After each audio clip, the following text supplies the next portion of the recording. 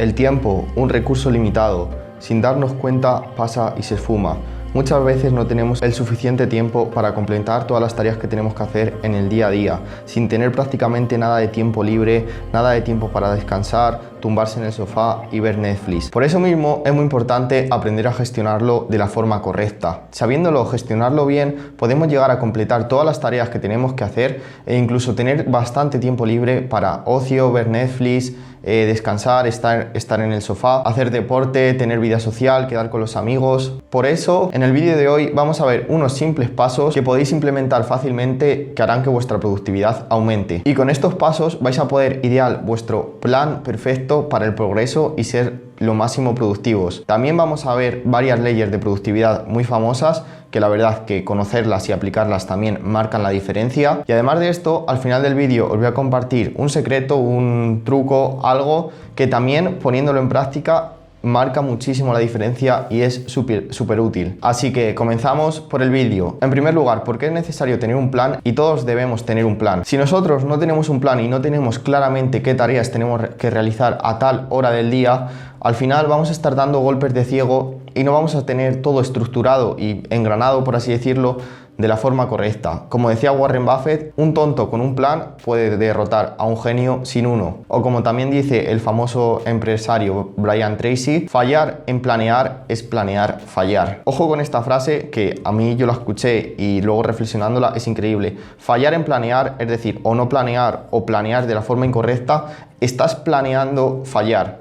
Muy importante. Vale, teniendo esto claro, que tener un plan es imprescindible, ¿qué vamos a hacer para crear ese plan y cómo lo vamos a organizar? En primer lugar, tenemos que identificar las tareas más importantes. Las podemos denominar tareas roca y estas tareas es muy importante que las seleccionemos de forma correcta. Las tareas que nos van a hacer avanzar, las tareas que son imprescindibles que hagamos en nuestro día a día y tienen mayor importancia. Para la selección de estas tareas podemos seguir la famosa ley de Pareto, que dice que al final el 80% de los resultados van a estar determinados por un 20% de acciones.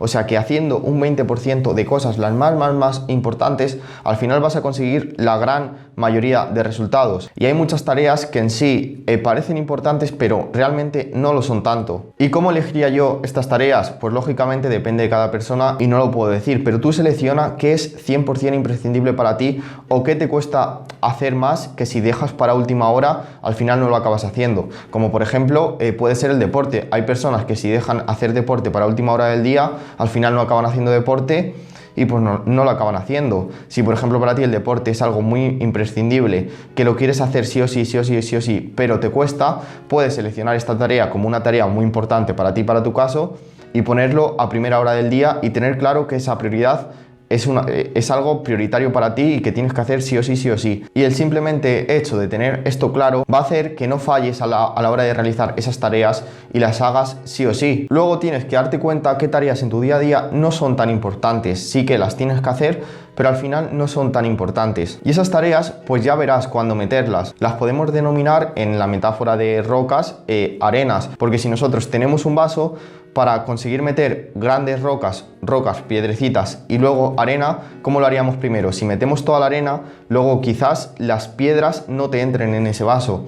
En cambio, si nosotros metemos las rocas, las tareas más importantes en un vaso, luego ya lo último, meter la arena, las tareas menos insignificantes, que cuestan menos trabajo, que algunas no son 100% necesarias, pues es mucho más fácil incluirlas en ese vaso, porque al final vamos echando la arena y esa arena va entrando sí o sí entre los huequecitos que hay entre las piedras. Por eso mismo es muy importante identificar estas tareas y no priorizarlas y ser consciente de cuáles no son tan importantes. También a la hora de exprimir el tiempo al máximo e ir completando esas tareas a lo largo del día, es muy importante la famosa ley de Parkinson, que esta ley nos dice que nosotros a la hora de realizar algo lo vamos a extender en el tiempo, tanto del tiempo disponible que tenemos. Por poneros un ejemplo, si tenéis que realizar un trabajo para la universidad, pues al final si tienes 2 días para hacerlo, vas a esforzarte al máximo durante ese tiempo limitado que tienes y pues vas a conseguir completarlo en esos 2 días, que si por ejemplo tienes 15 días, al final si estás 15 días realizando ese trabajo para la universidad, como digo en el ejemplo, vais a ir haciéndolo poco a poco a poco durante más días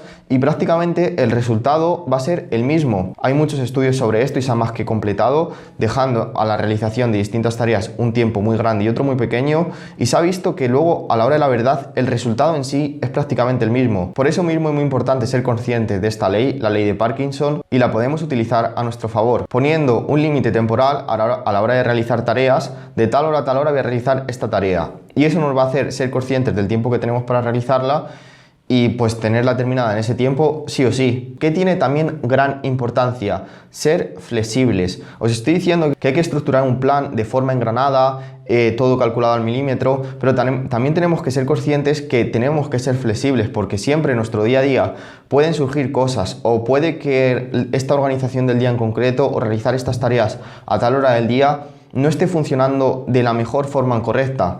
Por eso mismo siempre tenemos que tener presentes el poder ser flexibles y a lo largo del tiempo, según pasan las semanas, los meses, incluso los años, ir adaptando los planes, la distribución de tareas, ir adaptando todo a lo que mejor se adapte a ti o a las cosas que puedan surgir y ir siendo flexibles. A la hora de diseñar un plan también es muy importante escribirlo, o sea, tener una esquematización y tenerlo plasmado en una hoja. A mí me gusta a mí me gusta hacer muchas cosas, porque yo con esto de hacerme calendarios, mirad, siempre me hago muchísimos, como podéis ver aquí. Bueno, este es, no sé si se ve, como de 4 semanas, este es de los próximos 3 meses, siempre me estoy haciendo muchísimos. Y esto al final es de gran importancia porque nos da claridad mental, y al ver todo esquematizado, pues al final es muy bueno. A mí la verdad es que me gusta escribir en los días en sí, día a día. Por ejemplo, hoy las tareas que tengo que hacer, o más o menos, por épocas lo llevo más estricto, por épocas lo llevo menos, pero siempre normalmente me gusta día a día escribir en el día las cosas que tengo que hacer,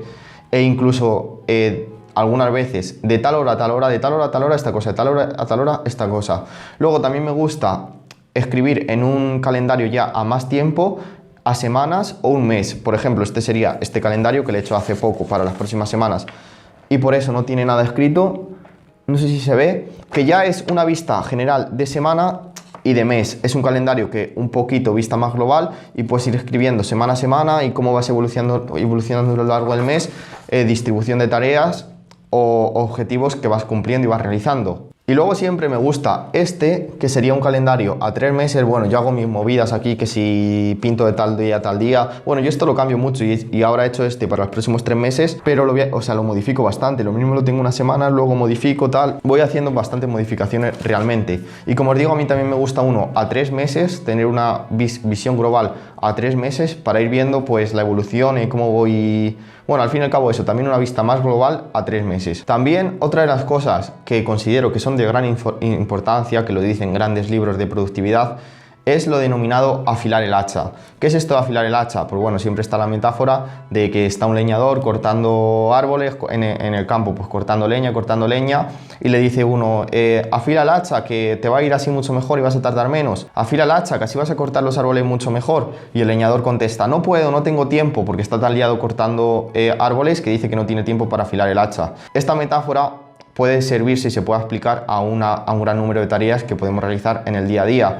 Ser conscientes de afilar el mecanismo de productividad, por así decirlo. Por poneros un ejemplo tonto, que es una tontería y se puede aplicar esto de muchas mejores maneras. Si tú tienes un lugar de estudio, al final siempre lo tienes hecho un desastre, no sabes cómo tienes colocadas las cosas, o en tu habitación, y al final pierdes, es siempre un caos, pierdes mucho tiempo en el día a día, buscar una cosa, buscar otra, tal. Al final es mucho mejor quizás dedicar 1 o 2 horas a la semana a ordenar al milímetro tu lugar de trabajo, tu habitación o lo que sea, y luego durante la semana, durante el día a día, vas a ser mucho más productivo y vas a tener una mayor claridad mental, vas a tardar menos tiempo a la hora de desarrollar las tareas, porque sabes en dónde está cada cosa, en vez de tirar todo de lado, todo por todos lados. Ese podría ser un ejemplo de afilar el hacha, dedicar un tiempo a realizar quizás una organización, algo, lo que sea, o realizar una tarea que luego te va a hacer ser más productivo, para que luego a la hora del día a día tener todo, pues todo perfecto. Luego, otra cosa que también marca la diferencia sin ningún lugar a dudas